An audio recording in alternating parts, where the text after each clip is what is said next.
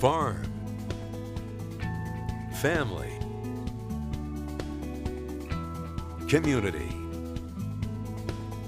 This is Midwest Farm Weekly. Good morning and welcome to Midwest Farm Weekly. I'm Melaine Wells. In your news headlines today, an all-female cheese plant in our area is making award-winning curds, string, and more.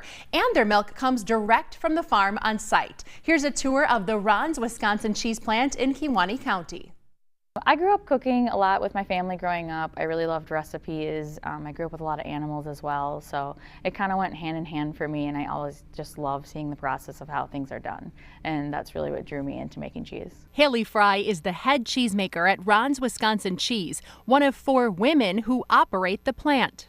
I think the best thing for us here is that it's so fresh. I mean, when I tell people how fresh our milk is coming directly from the parlor to me, I think that is the biggest thing, that you cannot match that flavor. It's just so fresh and squeaky. The mozzarella whips have that great shred. I love it.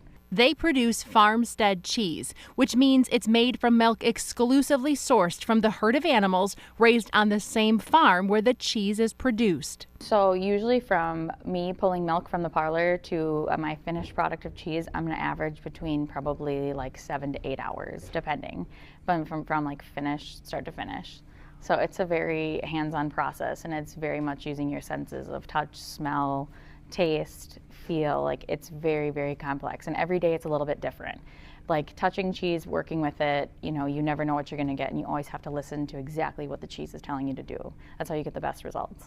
She says happy, healthy cows do make better milk and cheese. So I think we have a really great program here with Pagel's cropping, with our herd help. So our herd management, he really takes the time to make sure they're getting the quality rest, food, nutrition. They're monitored 24/7 with their collars. They also they're so comfortable. They're so well cared for, even all the way around. And I think that really adds to what our products have to offer customers. The plant produces primarily curds, string cheese, and mozzarella whips, in addition to some block cheese like the award-winning snow cheddar. We did take home the U.S. Dairy World Championship. We took home a first place for our whips. We have a few Wisconsin State Fair awards.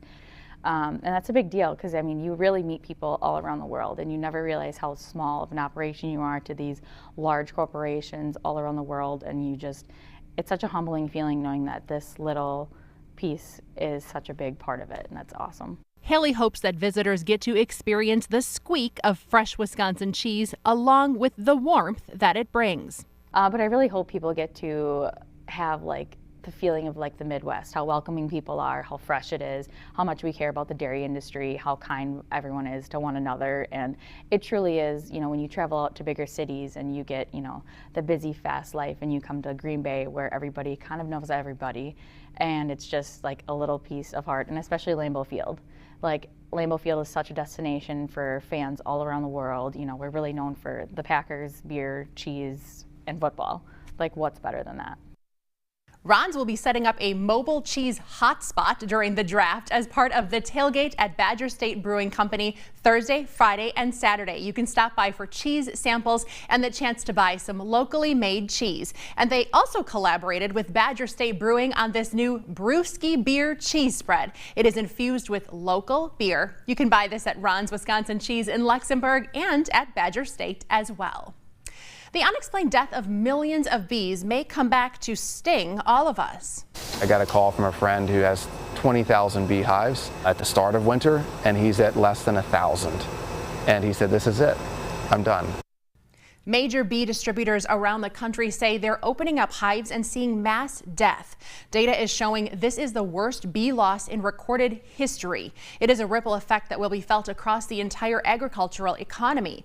Honeybees pollinate around 75% of fruits, nuts, and vegetables in the United States. That's around $15 billion worth of crops.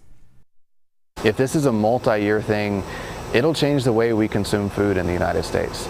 It's huge. If we lose 80% of our bees every year, the industry cannot survive, which means we cannot pollinate at the scale that we need to produce food in the United States. So what is causing the deaths and why now? One possible explanation is some locations in the U.S. had smaller and later spring blooms last year, and that created a food desert for the bees that they simply cannot withstand. Beekeeping associations say the losses may put as many as 25% of commercial operations out of business by year's end. So to prevent deaths, a Wisconsin beekeeper is using technology to keep tabs on production and overall health so that he can step in to give nature a boost.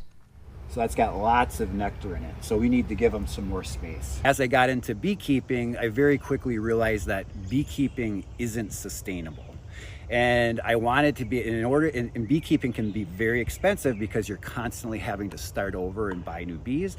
And I always thought to myself, you know what, there's got to be a better way to this. Wayne Stiegelman is hoping to update an industry that hasn't changed much since the invention of the modern beehive in 1851.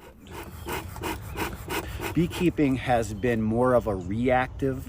It's beekeepers tend to say it's an art form, which it is, because you're trying to guess what the bees are doing. That's why Big Wayne, as he's known, relies on sensors to manage his hives. It's not new technology. It's just simple temperature, humidity, weight, radar, vibration, things like that. The data is sent to his phone. We know that when a healthy hive, a queen, when she's brooding, laying eggs, the temperature in that hive is 95 degrees. If there's an issue, the top box the temperatures will start to dip down. Bees they're great temperature regulators. They do not like change. In fact, on the 100-degree days that we had, 90-degree days, temperature never budged. And one hive that I had, guess what? The top box started going down, and I knew there was going to be a problem in there. Well, this spring, even now, we've had a lot of rain, and rain washes off pollen and nectar. Well, bees need that to feed that brood. Well, this hive was under so much stress because of that the worker bees stopped feeding the larvae because they needed to cut back to match what was coming in. So of course the population of bees started going down. They couldn't regulate temperature, the temperature dipped, and I went in there and I found instantly, well, they had a case of chalk brood. Chalk brood is from what I described. The larva dries up and it drops to the bottom of the hive and so forth. It doesn't kill the hive. So the way to correct it is just to take the stressor off of them. So I knew that, hey, I needed to start feeding them. So we can feed them sugar water, we can feed them pollen and other special supplements to make them healthy. And within a few weeks, she turned right around and became healthy again. To highlight the importance of this information, he uses dairy farming as an example. Imagine managing your herd with your cows behind a curtain, because as beekeepers, our bees are in boxes and we can't see them. We don't really know what they're doing. We kind of know just from over 100 years of us doing this, where now this technology allows me to see inside the hive at real time. Most beekeepers have to suit up and check their bees every 10 days or so. Wayne can wait longer, saving himself time, but he can also step in to help long before issues become apparent to the naked eye. You still have to be a beekeeper because it's not telling you what's wrong. There's just something's wrong. But I can just better manage my time. I can get more honey from less hives, from less time. Wayne says that the sensors will help him grow to his goal of between 50 and 100 hives. There is certainly an initial investment, but he says it was paid back the first time he saved a colony of bees. Ahead on Midwest Farm Weekly, she is in the running to become the next Alice in Dairyland. We will meet Michaela Flight.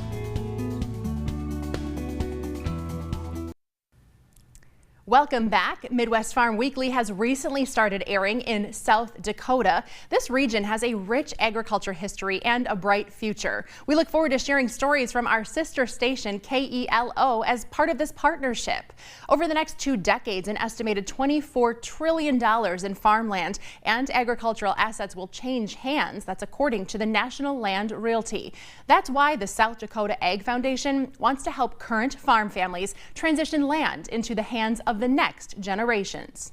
This farmland, 11 miles west of Ethan, South Dakota, has been in the Klum family for 115 years. We are currently in our 4th generation coming back. My grandpa great-grandpa started, my grandpa, then my dad, now me and my 2 brothers. Shannon Klum says the hope is for the farm to soon transition into the hands of the next generation. I have one that just graduated from Votech, and I have a nephew that's going to be done a year from now. So yes, they will take over, slowly take over, and I can maybe transition out before I'm pushing daisies. But when it comes to passing on a farm, it's more than just teaching someone to drive a tractor or care for a calf. There's a whole business side that often gets procrastinated or overlooked. Where we live, on a day-to-day schedule, farming comes first, family comes second, and the family business meeting is always going to happen tomorrow. And we never got to tomorrow. That's why Klum sought some help from Alan Hoyer and the Keep Farmers Farming program. We're helping agriculture with the transfer of wealth to the next generation. Hoyer says it works like a consultant role for farmers. I think that we really play the middle ground between, I call it the professionals, the attorneys, the accountants. They have their roles, but it's really to help people understand who they are within their operation, within their family, and talk about those tough questions and come up with solutions which lead us to the strategies of which we pull in the professionals. Klum says through this program, they now have scheduled meetings for the whole family. Everybody now knows, has a chance to sit at the table, know what's going on in different areas, bring problems to the table, ideas to the table. So it gives us a chance to actually talk business at a table instead of out in the tractor and a pickup or tomorrow, which we never ever got to.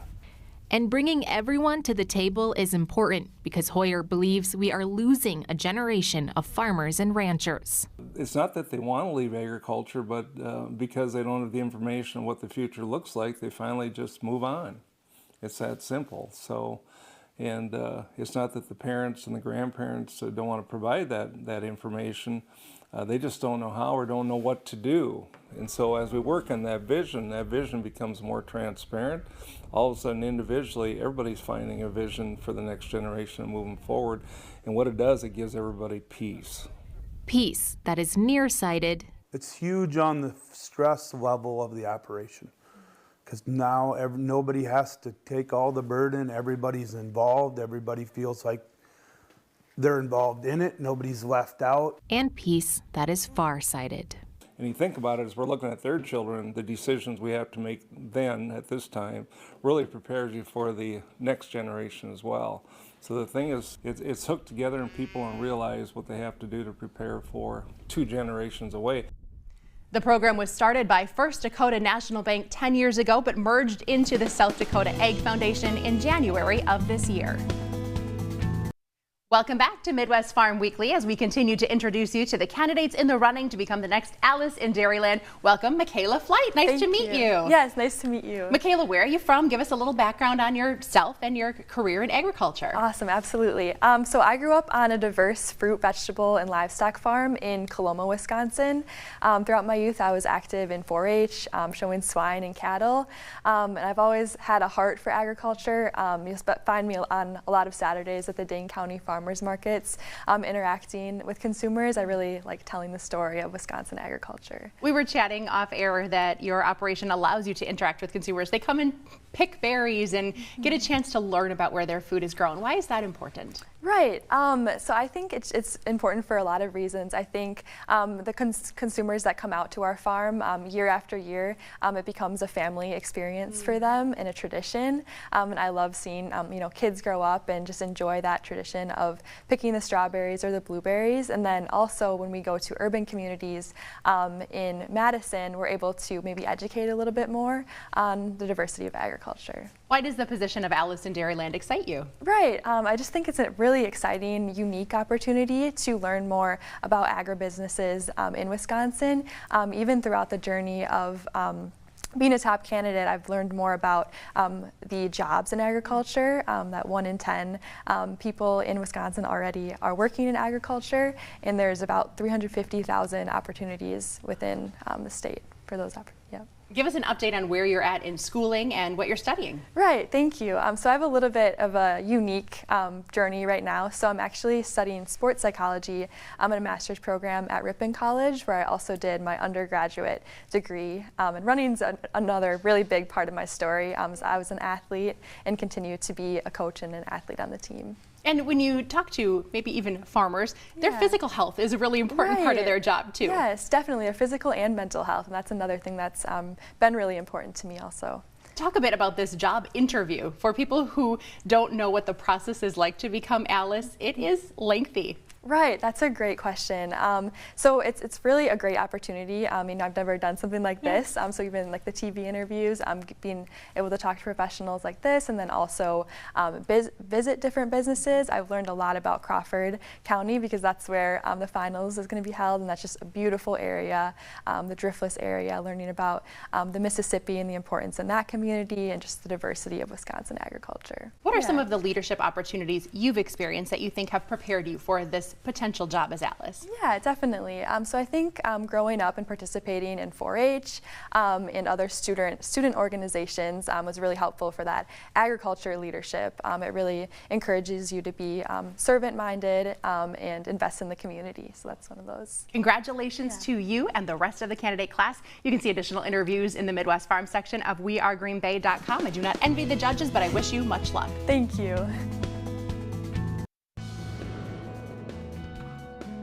Farmers, of course, are always watching the weather, and so is atmospheric scientist Eric Snodgrass. He recently spoke at the PDP convention in Madison about the season ahead. Any moisture that we get is key. We've got to have it because fall's drought is still lingering in our soil, so I want moisture as much as we can get in spring before we really have to go after it. Because it appears that coming out of the west, especially the southwest, we're going to be watching for drought risk all summer long. And there's a lot of folks out there that are very curious if that's going to be a mainstay of our problems in the central United States going forward. So I'm focused a lot on those things. He says the forecast leading up to early May is a tale of two weather patterns, with the Mississippi River being the dividing line for moisture. This is a year where if we do break over warm early, take advantage of it as fast as you can. Now that's a mid-April discussion, all right? Because I'm concerned that if we wait and get anything in too late, that we'll be talking about major risk later on in the season. Snodgrass says while a crystal ball would be a great tool, it's not a reality. And he reminds people there is no such thing as normal when it comes to weather, only historic averages.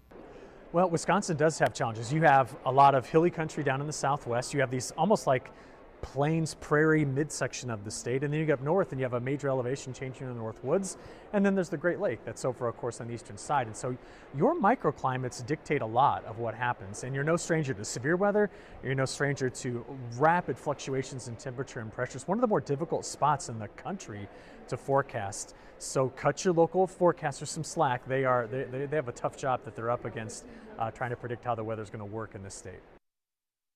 Good morning, I'm Storm Team 5 meteorologist Alexis Daniak. As of Thursday, just a little bit of snowpack left on the ground for Wisconsin, mostly north of Green Bay. As we are seeing more mild temperatures into the weekend, most of that snowpack will melt away and be gone. So far for the season, we have accumulated over 43 inches of snowfall, almost 30 inches accumulated over into the Twin Cities. Less totals just to our south, and Pierce, South Dakota is getting closer to 2 feet of snowfall right now. They are currently at 15 inches. For the entire year so far for liquid precipitation, so from January 1st until now, we're at almost about 6 inches of rain or liquid precip to come through, about 4 inches in Minneapolis, about 4 inches in Des Moines, Iowa as well, and closer to a foot accumulated further to our southeast. So this is all good because that means for our drought monitor, at least for most of the Midwest, numbers are into the positive. Just a slight deficit in precip here in Green Bay, a same thing into the Twin Cities and further to our southwest like Omaha, Des Moines, Iowa, and further into Denver, but most areas to our south and east, those numbers are looking much more positive. Throughout the next week to 2 week stretch, as we head closer to the middle of April, we will likely stay above average for precipitation, so those numbers will continue to go further above average. Further into the western part of the country, they look to see less rain and less precipitation come through in the next coming weeks. And this is pretty much on track with NOAA's precipitation outlook for April till June. The eastern half of the country looks to stay above normal, whereas the western half looks to sit just slightly below average. For temperatures, we are going to see a slight cool down come areas for eastern Wisconsin, eastern Illinois, and then further east. Warmer temperatures in store and more slightly above average temperatures in store for the western half of Minnesota into western Iowa and even through the Dakotas all the way through Colorado and further southwest. And as we continue through the coming months, we should start to be a little bit above average for temperatures for most of the country as we head towards June. People that could see above or below average temperatures are likely into North South Dakota and most of Minnesota. As we finish up this weekend, we'll see more rain come through Sunday and even into Monday. Things start to quiet down by Tuesday, and then by Wednesday we should see more sunshine. Thank you for joining us for this edition of Midwest Farm Weekly. We'll see you back here again next week.